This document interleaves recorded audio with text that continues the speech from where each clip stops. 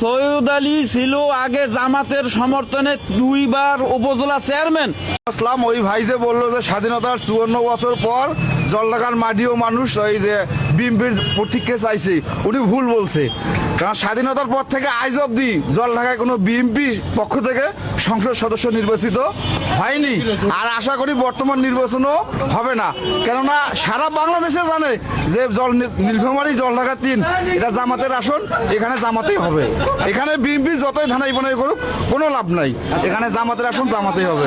উনি ছিল আগে জামাতের মার্কায়। আচ্ছা এই ভাই উনি সৈয়দ আলী ছিল আগে জামাতের সমর্থনে 2 বার উপজেলা চেয়ারম্যান, আর উনি এখন পাল্টি খায়ে যাইতেছে এখন ধানের শীষে। উনি হচ্ছে একটা 2 নম্বর লোক। এই জলঢাকা 3 আসনে বিএনপির থেকে যদি একটা আসে, জালেম হচ্ছে 1 নম্বর সৈয়দ আলী। আর উনি যেটা বলছে উনিও একটা জালেম। আচ্ছা থাক।